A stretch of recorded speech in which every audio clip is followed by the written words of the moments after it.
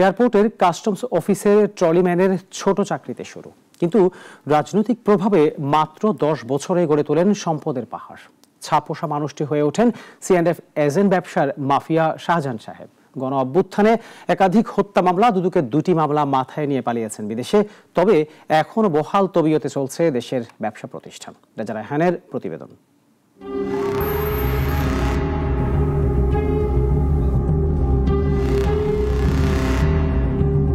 2010 সালে শুধুই বেঁচে থাকার আশা নিয়ে রাজধানী ঢাকায় পা রাখেন জামালপুরের মোহাম্মদ শাহজাহান।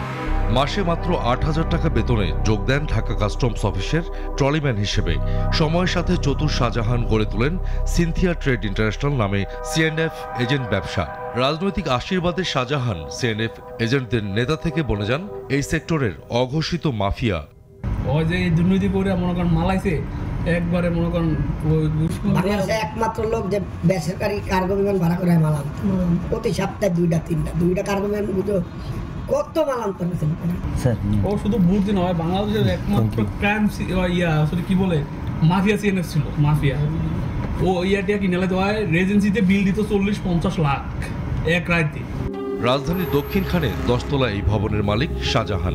এলাকার সবচেয়ে উঁচু এই অট্টালিকায় সাংবাদিক আসলে কি বলতে হবে তা যেন আগে থেকেই শিখিয়ে পড়িয়ে নেওয়া। নাগরিকের অনুসন্ধানে উঠে আসে উত্তরা 1 নম্বর সেক্টরের 4 তলা এই ভবনের মালিকও শাহজাহান। এছাড়াও দক্ষিণখানে আশিয়ান সিটিতে রয়েছে তার বেশ কয়েকটি প্লট। আশকোনাতে একটি ভবনে কেনা আছে 20 কোটি টাকার ফ্লোর। সরিষাবাড়িতে তার পৈতৃক নিবাসেও গড়েছেন সম্পদের পাহাড়। Duplex, White House, Cynthia cottage নামে 6 তলা বিল্ডিং, রয়েছে 1 বিঘার পুকুর, সিমলা বাজারে বহু মূল্যবান জমি। এছাড়া স্বজনদের নামেও রয়েছে প্রায় 50 কোটি টাকার সম্পদ। গণ অভ্যুত্থানে অন্তত 4টি হত্যা মামলা, দুদকের 2টি মামলার প্রভাব নেই শাহজাহানের C&F অফিসে। সেখানে বহাল তবিয়তেই চলছে ব্যবসা।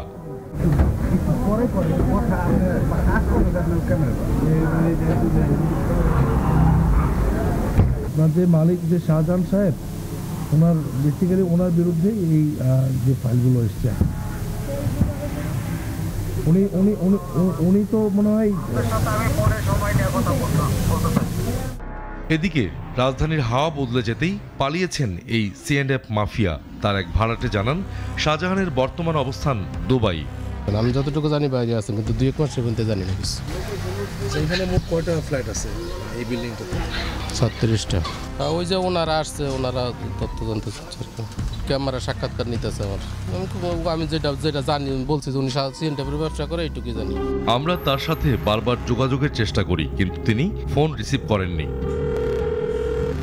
24 গণ আন্দোলনে শাহজাহানের বিরুদ্ধে হওয়া বেশ কয়েকটি মামলার খোঁজ নেই আমরা, যার মধ্যে আশুলিয়া থানায় ও উত্তরা থানায় 1টি করে হত্যা মামলা আছে। ইজাহারে যারা আছে বা যাদের নামে মামলা হয়েছে, এগুলো নিয়ে এখানকার মামলাগুলোর কি অবস্থা আমি এগুলো দেখছি, যাচাই বাছাই করতেছি। যাচাই করে বুঝতে পারবো যে আসলে কে দেশে আছে বা কোথায় কে গেছে বা কি অবস্থায় আছে। গণ অভ্যুত্থানে হত্যা মামলা ও দুদকের 2 মামলা সত্ত্বেও শাহজাহানরা কিভাবে বিদেশে বসে নিয়ন্ত্রণ করছেন দেশের ব্যবসা, রয়েছে এমন অনেক প্রশ্ন।